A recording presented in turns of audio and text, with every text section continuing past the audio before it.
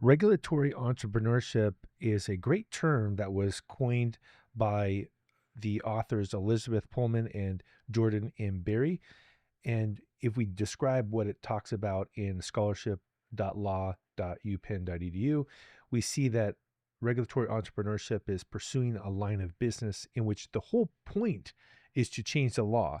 And that's really the business plan. You can see that it has become really like the strategy of companies like Airbnb, Tesla, DraftKings, and Uber, and they have become legal agents of change. And part of it is that they operate in legal gray areas. They grow too big to ban, and they mobilize the users, right? So they use social media. We're seeing this as well to get political support. So if you think about it, it's almost the classic case of a alternate form of government that competes with regular government. And if we dive into what regulatory entrepreneurship really is, it is companies that build these businesses knowing that they're going to need to change the laws. The examples, of Uber, Airbnb, Tesla, DraftKings are some of the ones that are most obvious. OpenAI is probably the one that's the one that's happening that many people are using today. And the big difference here is if we get into the key strategies is they operate in a legal gray area or breaking the law. And the companies often launch these services without legal approval. So they're really intentionally targeting areas where they think that they can actually skirt the law, and it's better to ask for forgiveness than for permission. And they want to get big really quick. You hear this with scaling, like blitz scaling. I've heard that before. And then the growing too big to ban. Part of this is that if you build something really quick, it makes it very difficult politically to shut it down. So Uber would be a good example how they added thousands of drivers before the regulators could act. And then it creates this public pressure.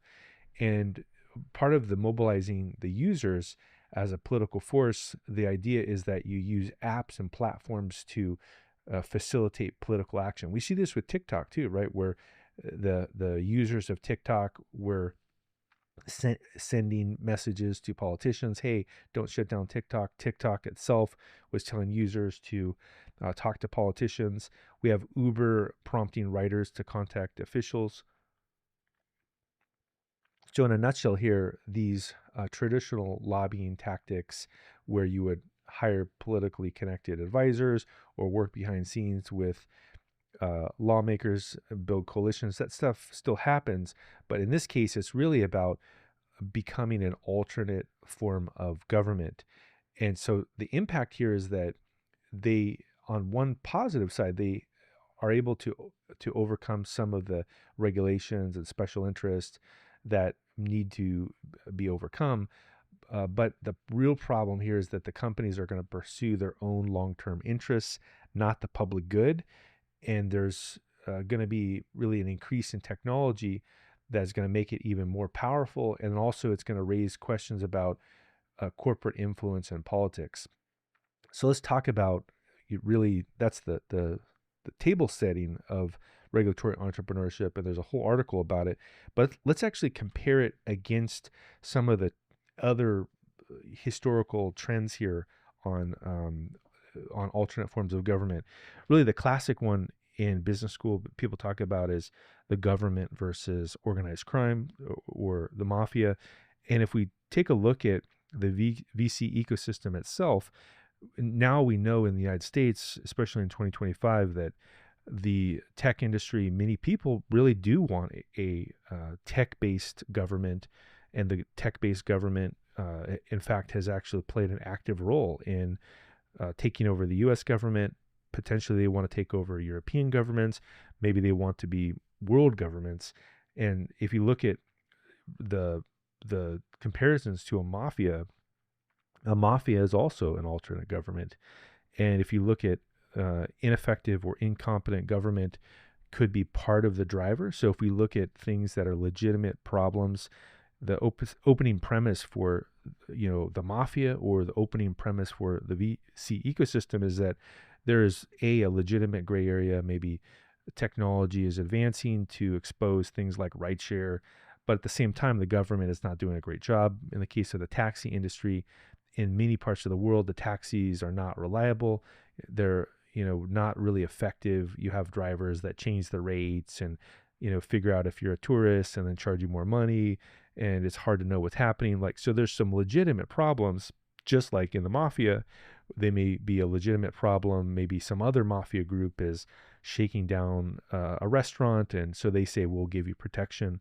It's kind of a similar scenario here.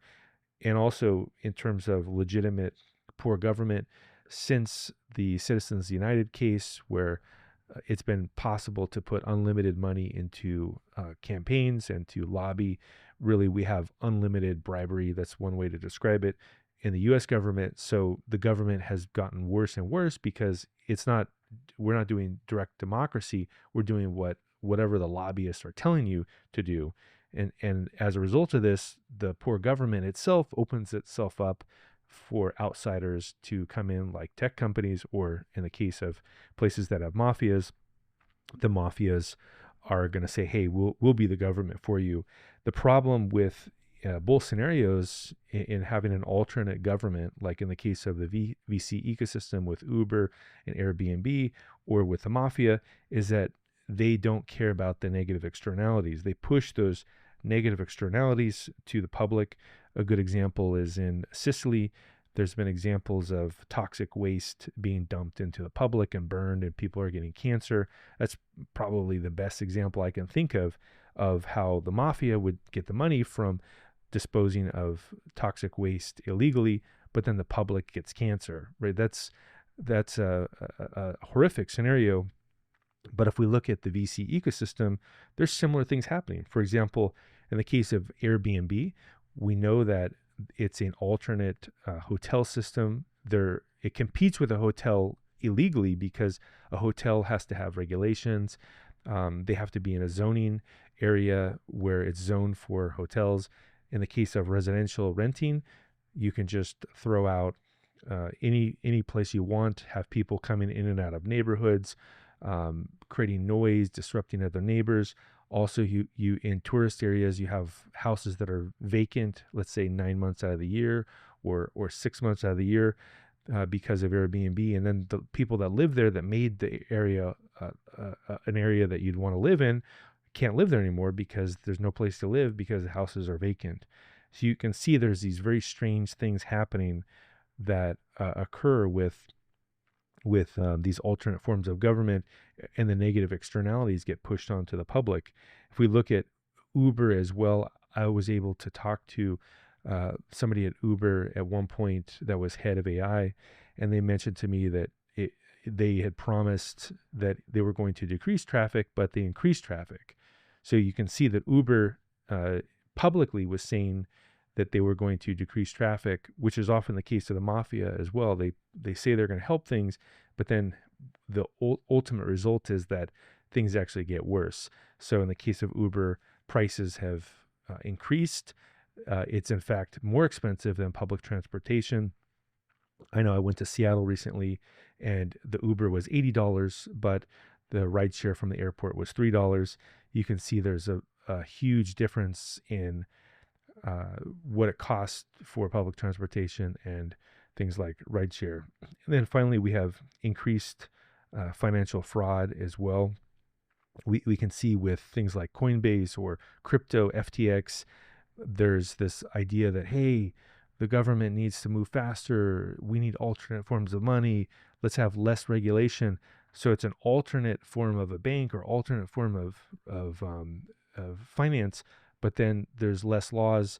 And in the case of FTX, the FTX itself was borrowing money from the customers, because there's no regulation that you can see of that people can actually see that, hey, there's a back door into our deposits and they're going to some other location.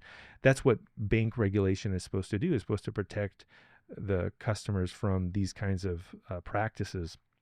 So in all these cases, it's supposedly easier and it's an alternate form of government, but in fact, it increases the negative externalities.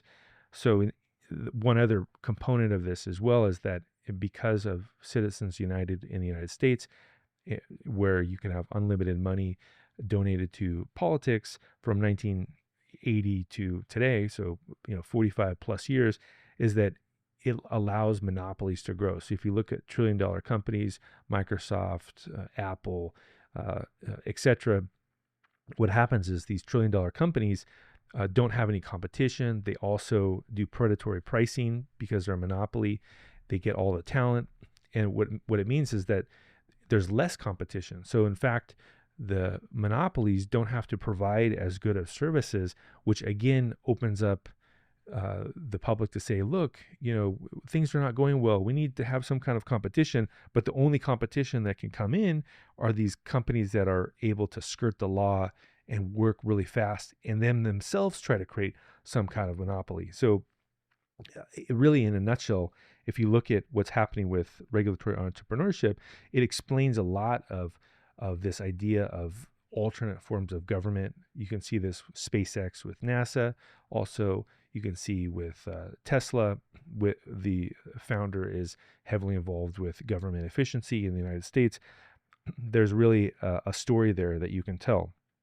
So now that we know that basically these tech companies have a goal of being an alternate form of government, they said it in podcasts as well. They want to be an alternate form of government.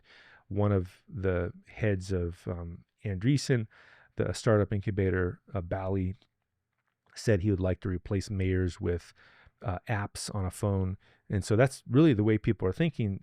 Now, as a result, other European countries, the UK, Canada, New Zealand, what should you do to overcome this problem? Well, one of the ways that you could overcome it is to harden your democracy, because in the case of the VC ecosystem and tech companies, big tech trying to take over the government, or the mafia trying to take over it, it really only works if the government itself is ineffective and weak. And so that's probably step one, is that in order to have a hardening of democracy, the government has to be very good. There has to be competent people in government. They have to be paid well. They have to be serving in the public interest. And so one of the ways to do this would be to eliminate all of this unlimited lobbying in the United States. It may be too late for this to happen, but probably a universally good thing to do would be to get rid of Citizens United, so it's impossible for there to be dark money or unlimited money donated to politicians, and this would make it, again, a democracy. Also, in other countries, when you look at tech industry that's trying to lobby the politicians, really realize that the end game is actually to take over the government, and so the technology companies have to be limited. Also, there could be a penalization of monopoly commercialization. So if there's a monopoly that has been, essentially labeled that by European countries, that you penalize them intentionally so that your own local country is able to compete against that. Maybe that is in the form of a tariff, or maybe that is in the form of some kind of blocking where they're not allowed to be in your country. We see this with Airbnb, Uber, that they've actually been regulated against. Another one would be to be very serious about wealth tax. We see that really the end game of extreme exponential increase of wealth is then the next move after you get $100 billion is to then try to play a role in a government or take over the government. So if that's the case, we've essentially gone right back to the age of the monarchs, where there's King George in England, or Louis in France, where we have monarchs deciding what's going to happen, and there's no democracy. And the end result of this would be that that extreme wealth is a threat to global democracy, so you penalize it with extreme wealth tax, where effectively it's impossible to be a billionaire. That could be one way to do it. You do a log transformation. Another one is to have effective socialized healthcare and effective socialized education. One of the reasons why people would vote for tyrants and to vote for people who are trying to become an alternate form of government is they're suffering. Many people that are in the United States, for example, don't have healthcare. One of the few countries in the world that doesn't have socialized medicine. They also get in debt for life for college, and some of them never pay off that debt.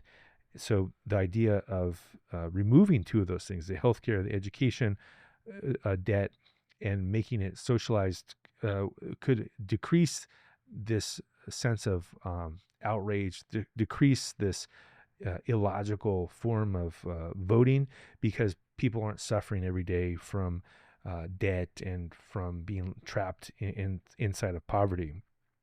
Also, there could be intentional entrepreneurship in areas that are looking to copy supposedly the innovation of VC. If they're able to look at the fact that regulatory entrepreneurship, really, there's not much to copy there because they're breaking the law. The only thing to copy would be to say that there does need to be a competent government. There needs to be low regulation that's meaningless, right? So it's one thing to have regulation that's helpful. So in the case of clean water, let's regulate our water so it's clean. But if the regulation is basically a bunch of hoops and there's people that report to other people that report to other people, you have a huge hierarchy of people in a government that aren't doing anything. That the problem with that is that not only is it inefficient, but it's an opening for these alternate forms of government to take over your democracy. So that's really the reason to be efficient is that if you're not efficient, then there's going to be an alternate form of government. In this case, it's the VC ecosystem, and other countries, maybe it's the mafia that will come in and say, look, I'm going to be more effective. You have an incompetent government, an ineffective government, and the way we're going to do this is we're going to replace them. And so that's really the reason why countries, especially European countries, need to be more efficient, is that that's the protection against what's happening with America and the alternate forms of government. Another thing you could do is to have polls, right? Some of the techniques that are being done in social media where you vote on something, governments could be voting constantly. They could be asking the citizens for advice on what kinds of things they would want people to work on. And this could be daily or monthly. So you could be constantly getting feedback from citizens. So direct democracy. Also, you can make it a career path where there's competent civil servants and really focus the educational system on allowing people to be competent public servants. Another part of the issue is that the government can't only rely on technology from technology companies. They have to have it themselves. A good example would be Wikipedia is probably universally known as one of the best forms of information, and Wikipedia itself is a great example of a useful source of information, but we don't have that for social media. So there could be government funded and government enabled social media. We see this with public radio, like public AI, public social media, public email. If there's more of an emphasis on having free public options, that prevents the concentration of power with some of these anti-democratic organizations. And then finally, in terms of entrepreneurship, we're hearing this a lot. Europe isn't, entrepreneur friendly, etc. So the answer is clean it up, make it less efficient, or make it the efficiency of small businesses better than the efficiency of bigger companies. One of the things that is clear is that monopolies are not very good at creating products. If you look at Microsoft Windows, it's a terrible product versus Linux. The global infrastructure is built on Linux. You can see that this community-based approach is more effective in many cases. And so if you're able to encourage small businesses, so you can make your entire society focus on 3 to 5 person businesses and smaller businesses, and actually tax and regulate these large predatory monopolies, that is one way to do it. So really, to wrap things up here, regulatory entrepreneurship is a legitimate problem. It's got academic papers that talk about it. It's been going on for quite some time. Examples of it include Airbnb, Uber, OpenAI. You can look at the incubators themselves like Y Combinator, Sequoia, Andreessen. They're all pushing the same narrative. The result is that if you let them go unchecked, they do seem to have the need to overthrow governments globally.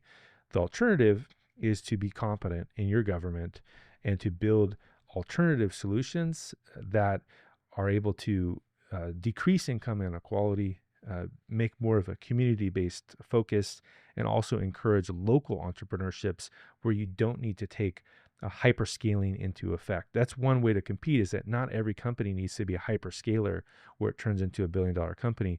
There's lots of good businesses that can be small businesses. So not everything is dark, and not everything should be pessimistic. There's really some opportunities for Europe to think about how to compete in a different way against these American technology companies, and also to enforce their own sovereignty.